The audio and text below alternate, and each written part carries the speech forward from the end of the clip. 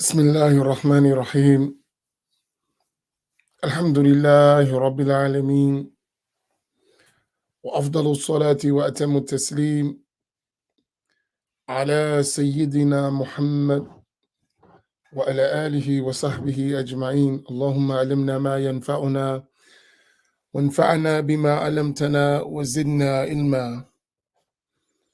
اللهم لا سهل إلا ما جعلته سهلا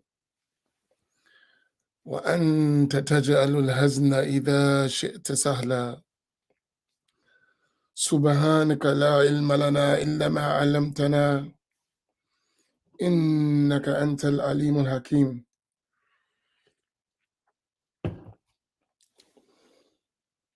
أسأل الله تبارك وتعالى أن يجعل نياتنا خالصة بوجهه الكريم. Assalamu alaikum wa rahmatullah. Fatima, you are the first one to join us today again. May Allah bless you for your prompt attendance and dedication. And let me give salam to everyone. All of you are important. Even though the granny of the 3453 family is at the front, showing that the elders, they still got energy. Alhamdulillah. So yesterday, we were talking about al-Jama'ah, the majority of the Muslim nation, and how important it is. And I was listening to Shaykh Walid last night, and he raised some important concerns about cooperation and working together. And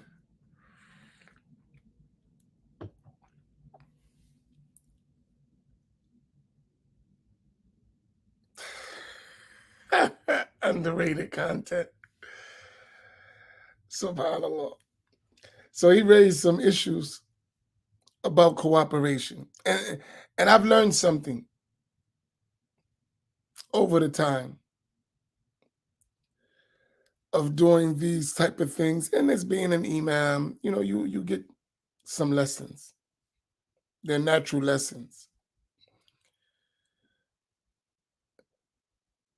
Not every smiling face is friendly. Let's put that up. Not every smiling face is friendly.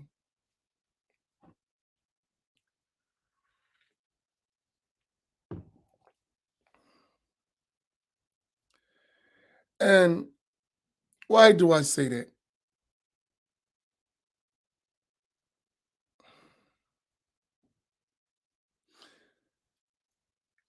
Because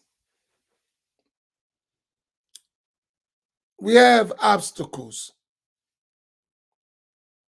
in the world we live in life, not just in Islam, in life, period. There are obstacles and there are challenges. And Allah subhanahu wa ta'ala told us in the Quran, and the Prophet sallallahu alaihi wasallam told us in the Sunnah,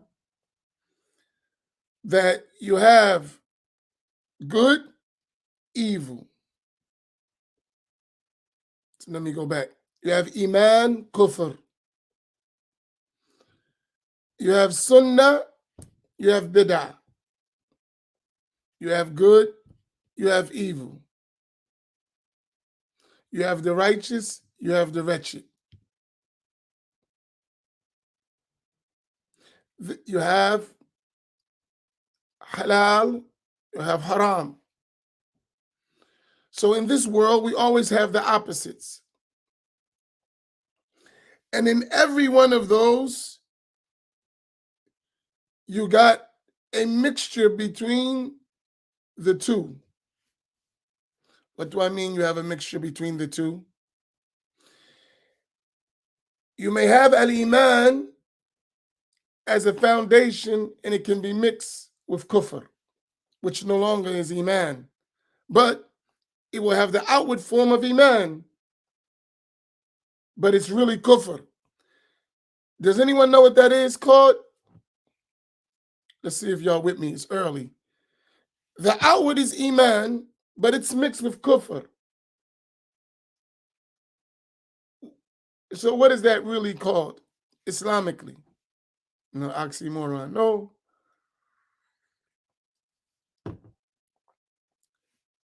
Nifaq, hypocrisy, munafiq.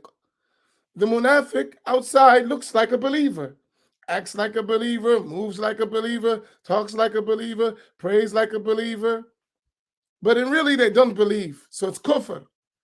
So that's the munafiq, right?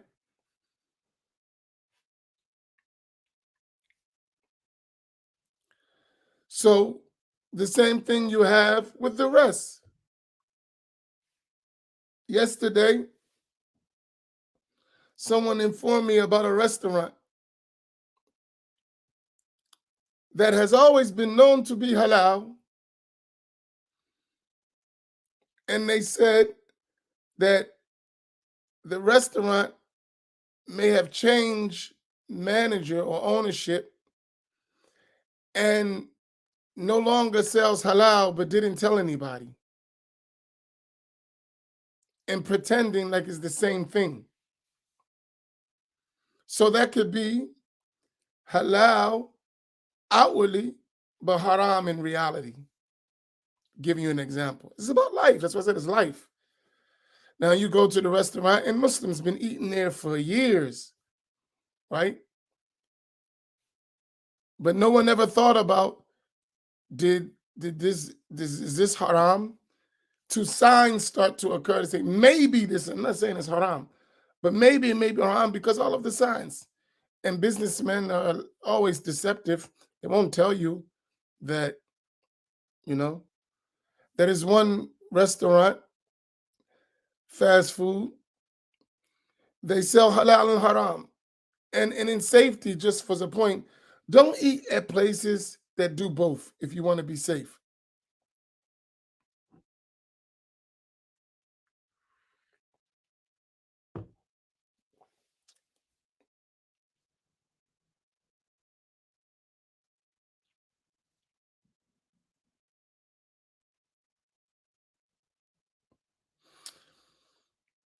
If you want to be safe. But anyway, when they run out of halal meat, they just, because they have non-Muslim workers, they'll just serve you haram meat. They do have halal meat. But when they run out, the worker who is there, not the owner, will just sell you haram meat. Because he's been trained to say all the meat is halal, which is not true.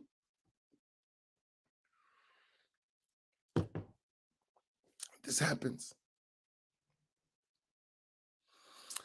Likewise, you have Ahl Sunnah outwardly,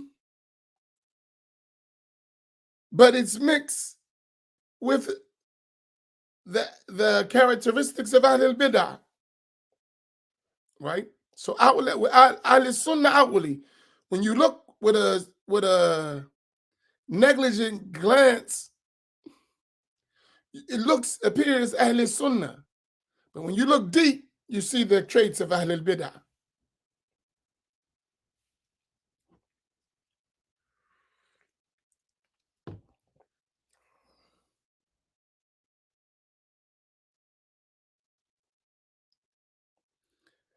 So when we say that, I'm giving you just all these cases of things to just think about. They happen all the time. You realize it. So these are all challenges in life, right?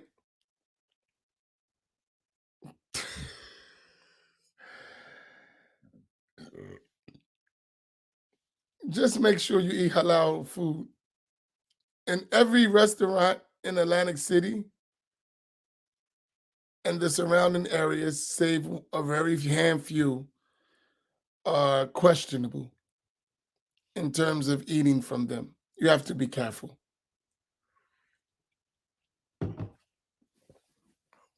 That's a general warning.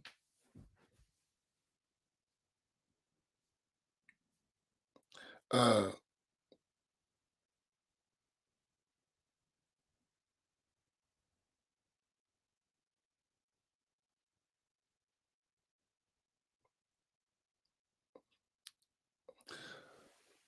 so I was talking to a person. My scattered thoughts come from things I deal with on a regular basis, and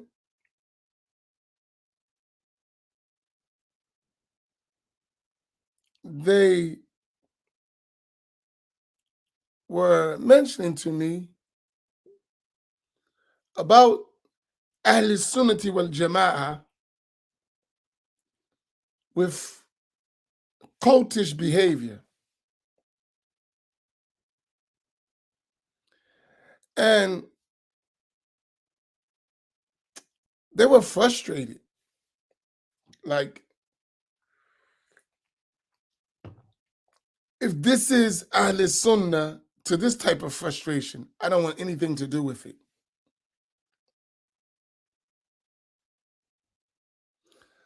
And it really saddened me because I know the person really strives hard and wants to do the right thing.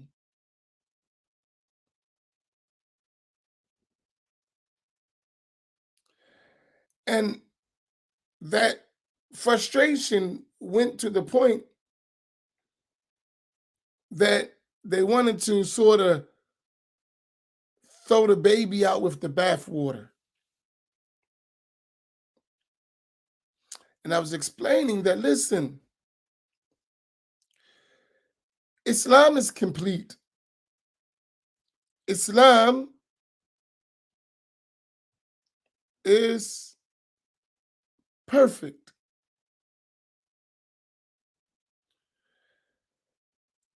And you must understand that despite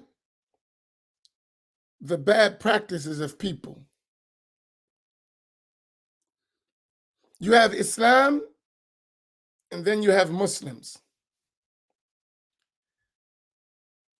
Not every Muslim practices Islam as it should be practiced.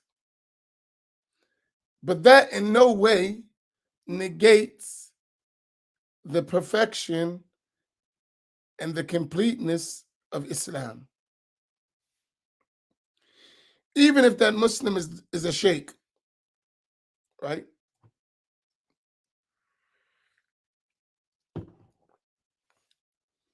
You have to learn Islam, not for people.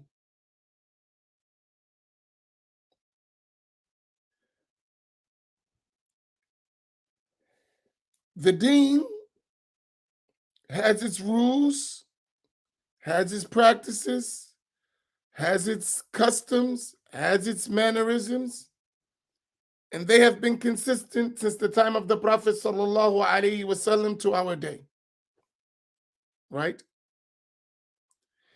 And those practices of the deen are not conditioned by people, no matter who they are.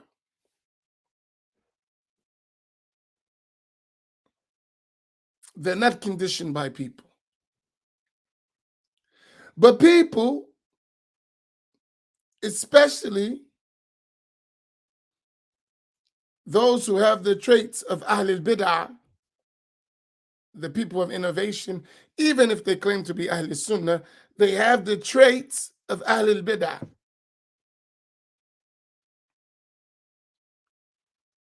Will make you think that Islam is confined with them if you don't know no better. Islam is confined with us.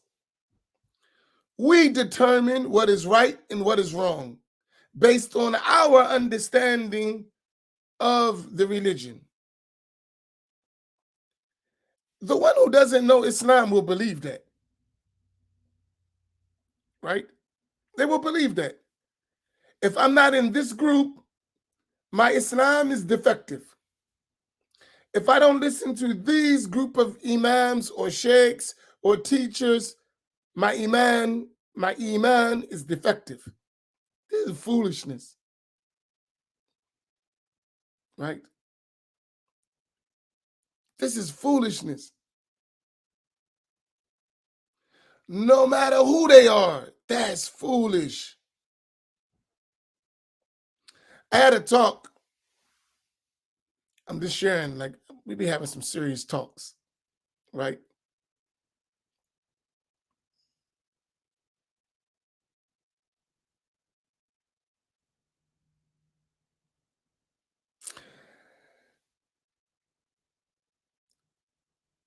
And you got to understand religion and politics. You know they mix, right? You can call them, when they mix, religious politics. You got religion and you got politics. When they come together, that's religious politics, right? You have religious politics.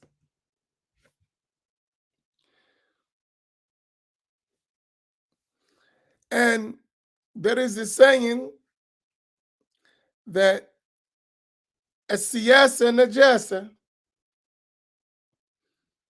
politics is filth, whether they're worldly or religious, all filth. So I was having a conversation with another teacher, and he was talking about religious organizations and politics.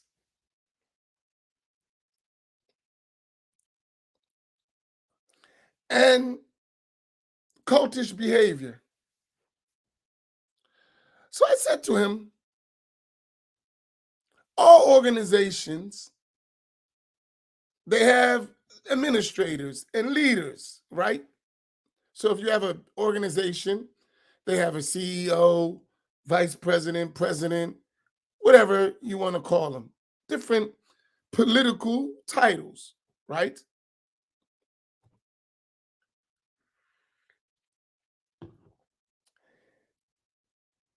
And most likely when you study, just study, think about it from your own observation.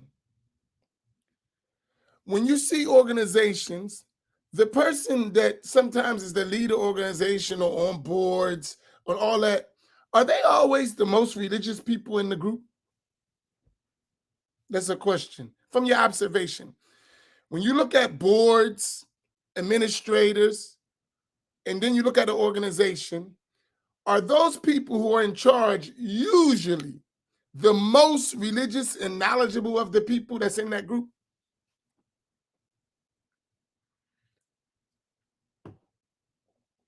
Right. But they making the decisions a lot of time, right? You see all these no's. So that'll let you know that many organizations are ran by politics, not religion.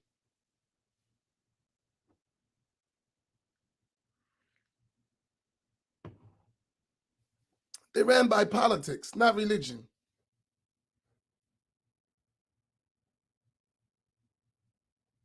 Right?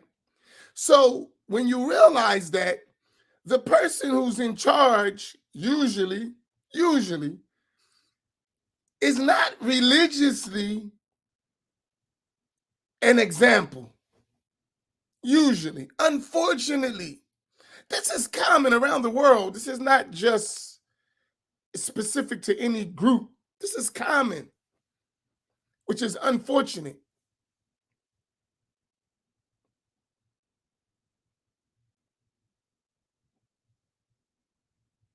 Right? We see it a lot. So when you understand that, even if it is a so-called Islamic organization, often you're going to find the people running it are not the most religious people. So you should expect certain shortcomings, certain flaws should be expected, right? It should be expected. Not accepted, I said expected. Not accepted, I said expected.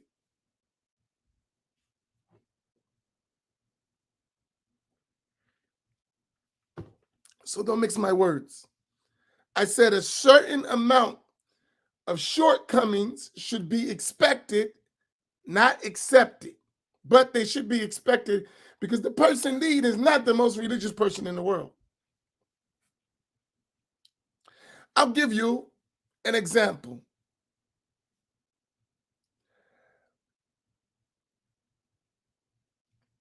I know of a Shaykh who has many followers. And he himself, he was so, in the Arab world, smoking is a big problem. Smoking cigarettes is a big problem, right? Still to this day, it's a big problem. People are, they smoke cigarettes. You'd be shocked who smokes cigarettes, right? Like something that we just don't do in the Arab world is still a big problem. People smoke cigarettes. So the Shaykh, he said, whoever smokes cigarettes, don't allow them to teach classes, don't allow them to be leaders for nobody. He said that. And I looked at those followers among his organization. Many of the leaders in different places smoke cigarettes, and they're still the leader despite what the Sheikh said. How does that occur? He said, don't even let them teach, and don't give them positions of authority because they're bad examples. But despite his saying that, you find those people leading smoking cigarettes. How does that occur?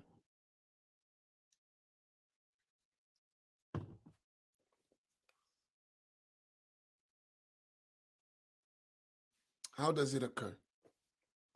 It occurs, as I said, because the most religious people are not making the decisions, right?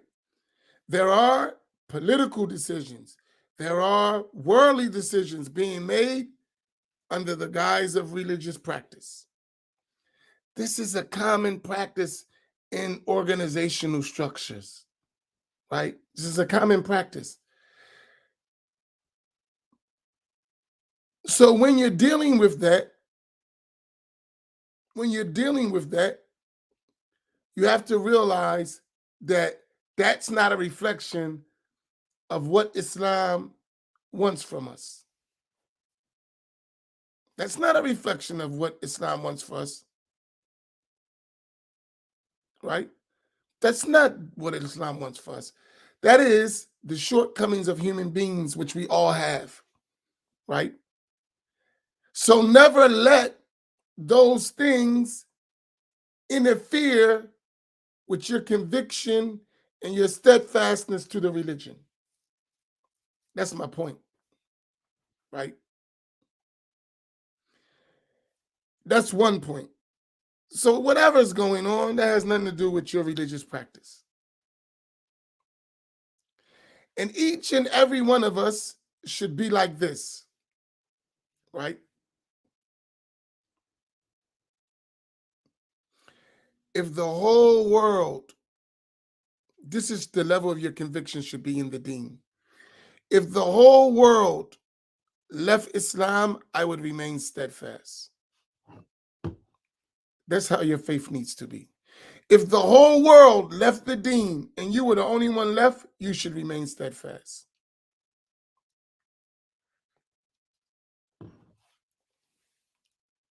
That should be your Islamic conviction. And that's what the scholars indicate when they said that at-taqleed fil aqidah is not valid. Some of the scholars, they said, following someone else in the belief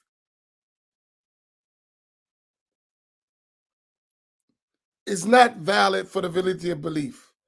And then they made an exception. They said, unless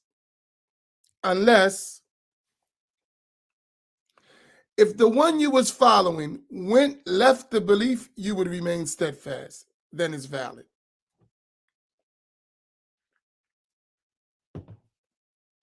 So if the one who brought me into Islam became an apostate, it wouldn't change me. So I followed them into the deen and I understood for them. But I understood enough. If he went astray, if he commit blasphemy, I wouldn't. Then this is valid, Imam.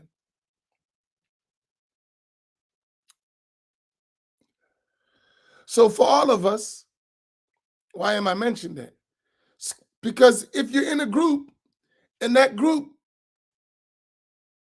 is showing aspects of extremism or injustice or whatever that happens, corrupt people are running it, right?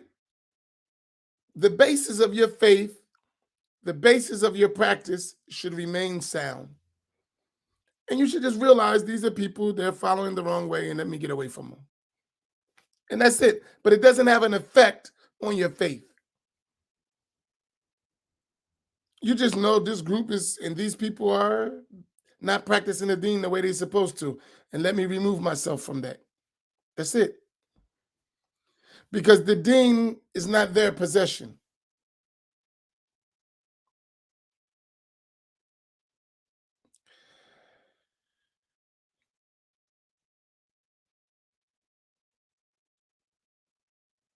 That's it.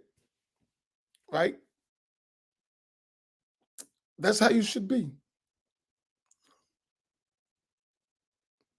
And if you ever feel, or you're made to feel, that if I leave this group or I don't follow this particular person, then my Islam is not sound, you're in a cult.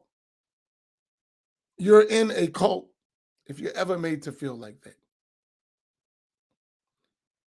Even in a tasawwuf, not every sheikh is for every individual. That's why they say when you take a spiritual guide, you got to have an attachment with that spiritual guide. Not like today, people join Sufi cults. They're not even affiliated with the sheikh. They affiliated with the group. They don't even know the sheikh. They have no relationship with the sheikh whatsoever. Probably never met him. They just joined a group. And some representative, quote unquote, of the sheikh is the one you're following, who's not a sheikh at all. He's speaking on behalf of the sheikh through his politics. La hawla wa la quwwata illa billah.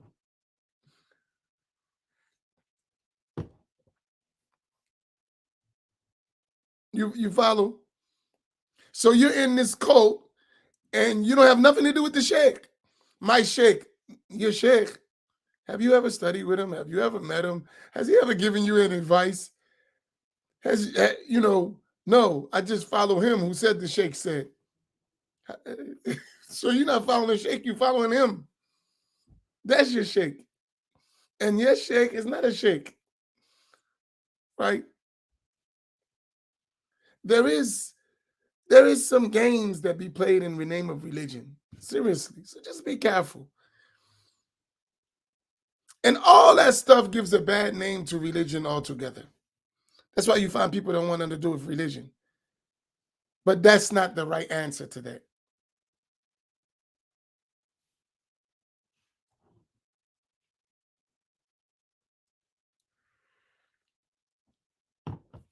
So is my point clear here?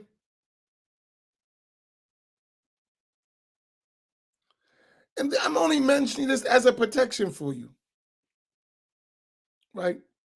In general, because I see people's lives get destroyed for this stuff, right?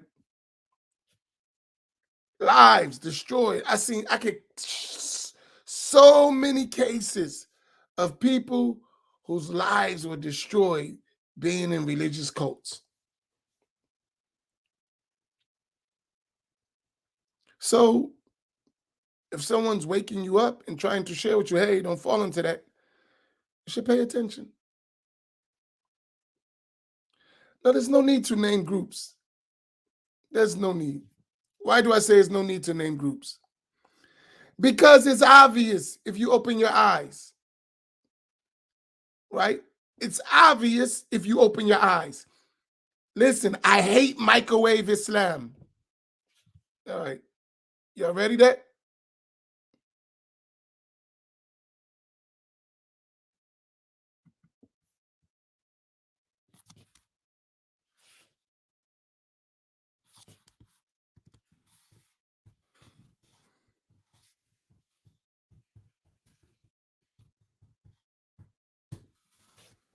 That's me. I hate it. What do I mean by microwave Islam? You don't learn, someone just give you answers and you don't know what's being said. Learn your religion, right?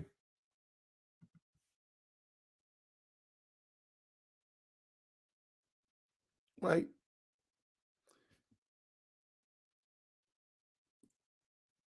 You will know people by their signs, not because someone told you they're a bad group. Pay attention. Do you see these traits? Okay, you're in a cult. That's it. Right? That's it. Do you see these? You know the traits that are bad. Pay attention. That's your job. Open your eyes. See what's going on. Pay attention from whom you're learning. Look what Muhammad ibn Sirin said. إن هذا العلم دين فانظروا أمن تأخذون دينكم. Verily, this knowledge you're learning is the religion.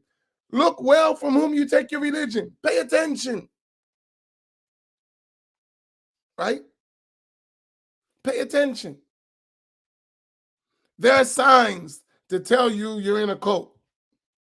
You know it. Your heart will tell you. You feel it.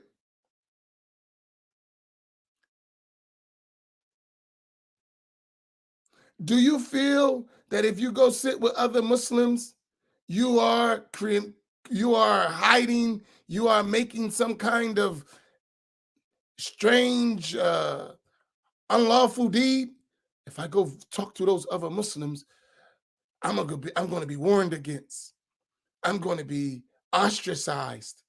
If I go listen to some, you got people in here that hide and listen to me because they don't want others to see that they're listening to me, or Sheikh Walid, or that's a cult you in. You heard what I said? You got people that hide because they listen to what we're talking about.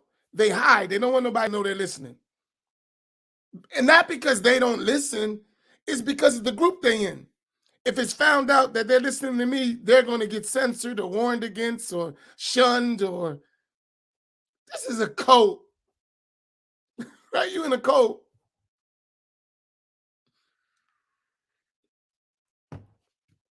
And they think you stupid. Not only that, you're in a cult and they think you stupid. You can't distinguish between truth and falsehood, then they didn't teach you well. If you can't distinguish between truth and falsehood, they didn't teach you well.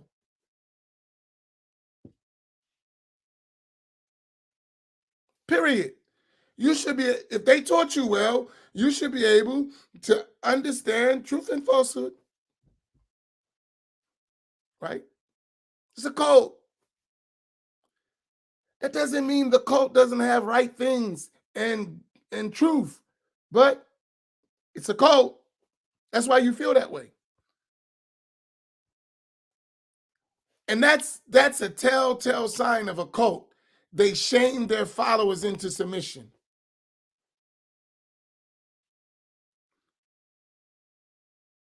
They shame their followers into submission.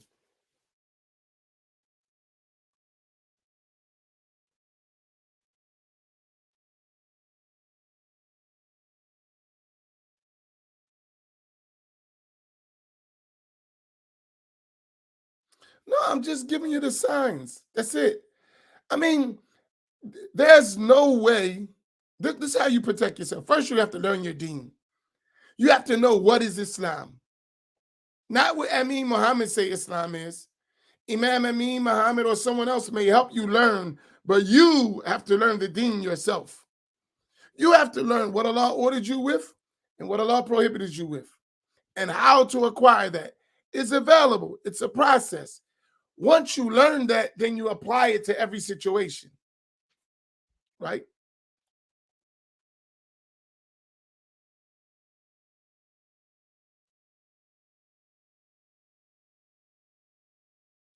I don't tell you don't listen to Salafis and Wahhabis.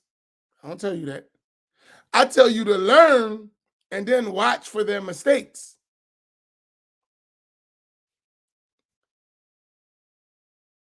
You got to deal with life. I can't tell you don't deal with the non-Muslim. You live in a non-Muslim society. You better learn how to deal with non-Muslims, right? You better learn how to interact and move about among non-Muslims while maintaining your religion. That's the world you live in. The world you live in got Wahhabis, got Salafis, got Nation of Islam, got Ahmadiyya, got Christians, got Jews, got atheists, got devil worshippers. You better learn how to function in the world with the knowledge you learn. You can't go hide in the closet. You got to live in the world. You got people, you got to learn how to interact in the world you live in. And the only way you do that is by the rules of the religion.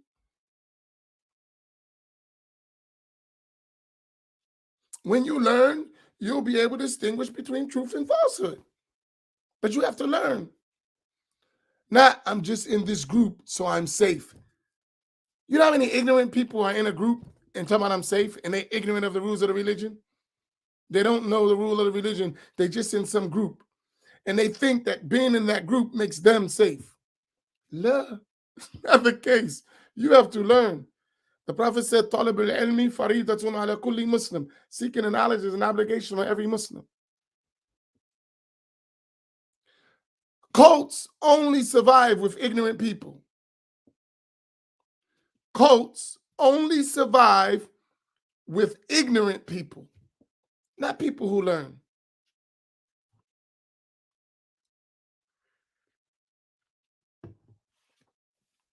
When you find a cult, most of the followers are unlearned.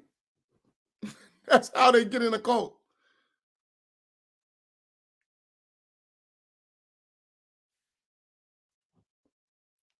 So these are my scattered thoughts. Yeah, ignorant parrots. But listen, that don't mean people are bad. They just don't know. And that's why we're teaching. That's why we're educating. That's why we're trying our best to give you information that will help you. Not to join us. No one's asking you to join us, right? No one's asking you to join us. We want you to learn your religion. And if learning your religion, you decide, I want to join Masjid Muhammad, Allen was silent, long as you learn your religion. Because if you're not learning your religion, we can do without the nonsense, right? Make sure you learn the deen and then help spread it, right? So I'm just trying to give you what will help you.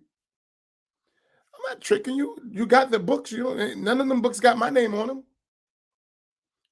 I make sure you read books all the time. I make sure you learn. I point you to scholars. I make you learn biographies. None of that's me. I point you to where the stuff is at. It's not me. I never made no claims. I'm learning just like you.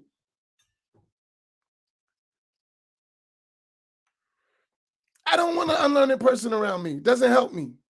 I don't want to be the smartest person. I don't. I need people. I need people who know more than me.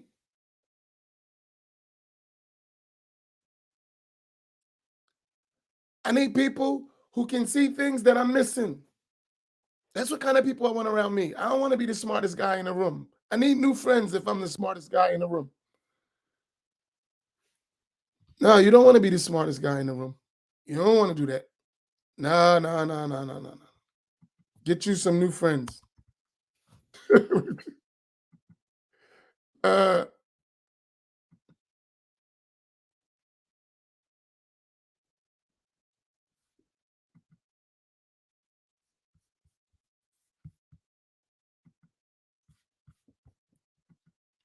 get you some new friends. You need friends who are going to help you be better, who are going to help protect you from misguidance. If you're the smartest one, when someone go wrong, who's gonna be the seat of mistakes? You the smartest one. So if you miss it, y'all shot. Nah, I don't want nobody around me like that. I'll help somebody, but I need people who know more than me.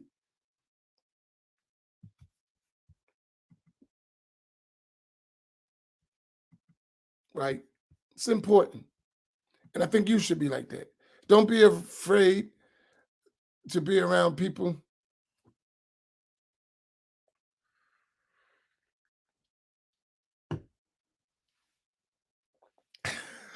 Yeah, right, Imam Fahim.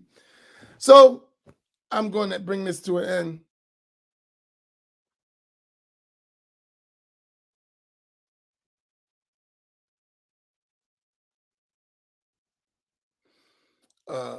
That's just my advice, because this cultish behavior is dangerous, right?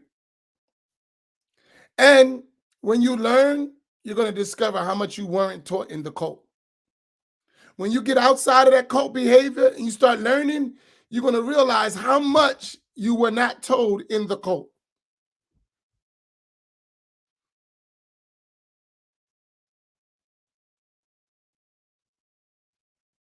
Right? You know how I know this? Because I was in a cult before. That's how I know. I was in a cult. I confess. I was in a cult before. Right? More than once. So I'm almost like became an expert in identifying cultish behavior because I was in it. No, you don't say. Right? Yeah, I was in 2 cults.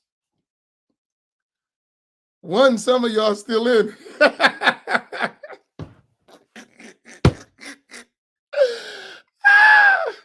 Oh, one of them, some of y'all still in.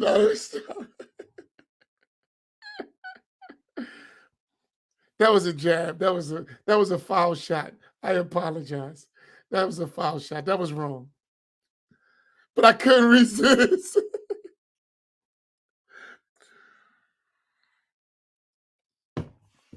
Oh man. La hawla wa la quwwata illa billah. Yeah, they all over the page. Trust me. They all over. Sometimes it's hard to distinguish. Let me share something with you. Just my last, and I'm going out, right? You know who I'm talking about, free slave. You don't got to look around, maybe the others, but you don't. You know exactly what I'm talking about. Where the eyes at? Y'all crazy. Where them, you know them eyes, the eyes they put, the 2 eyes. I don't got that on my computer.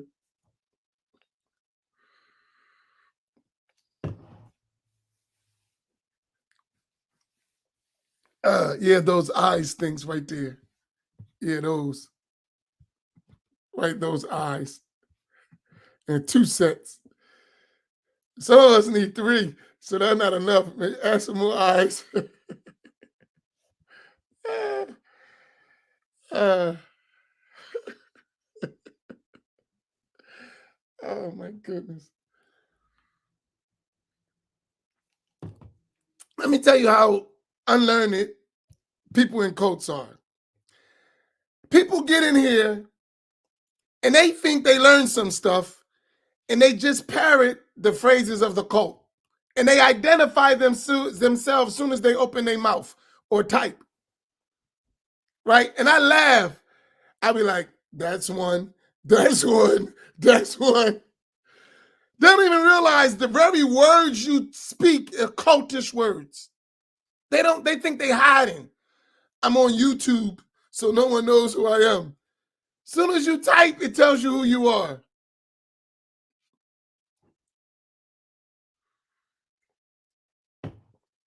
Your question tells you who you are.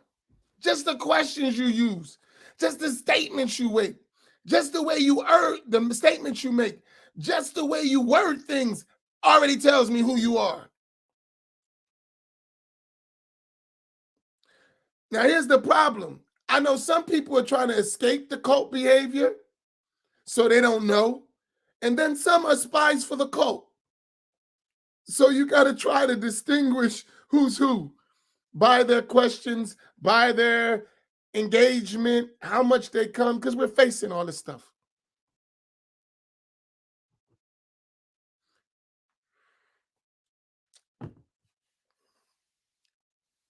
They're like, all this stuff is like so clear. And you know how you know it? Because we used to do it.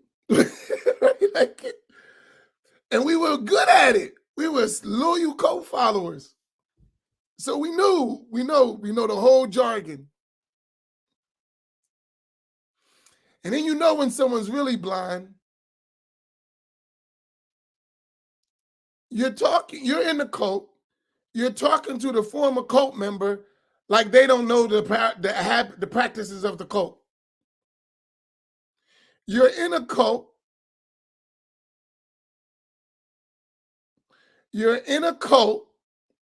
and you're talking to a former cult member, and you totally forget that the cult member knows all about the cult. That's not true. I was in the cult. What do you mean that's not true? I know what's in the cult.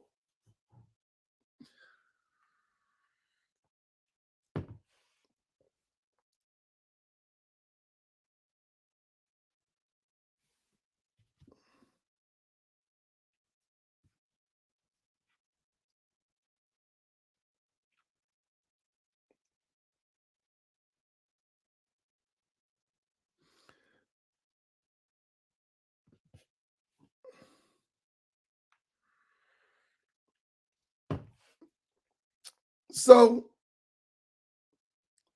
I just tell you, be careful. Just be careful. That's all. That's my summary. Because that's abundant and it's happening in our circles.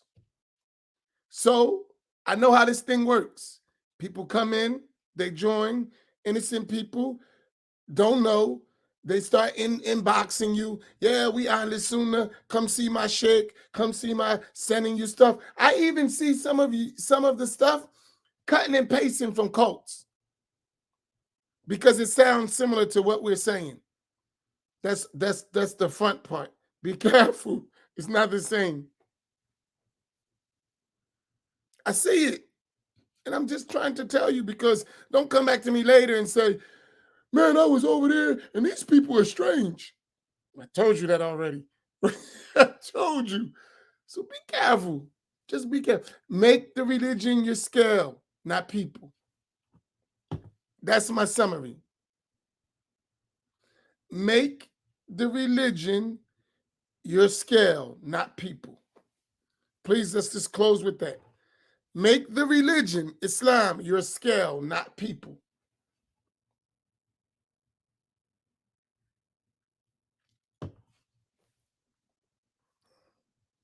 We'll close with that.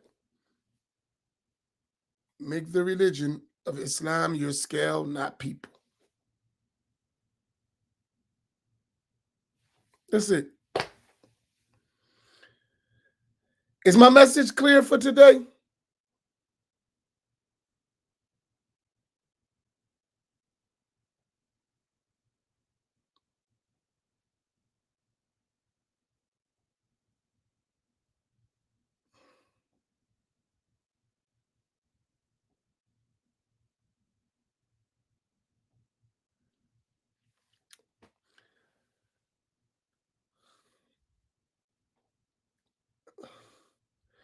And I don't say be suspicious of people. I just say learn your religion properly, right? Learn your religion properly, and then that will be able to have the scale. That's it. And no one has a patent on the deen. No one has a trademark on Islam. You can learn, and you will learn the basics. I gave you the basics. Every Muslim knows these things. And then you can be all right. You'll be all right.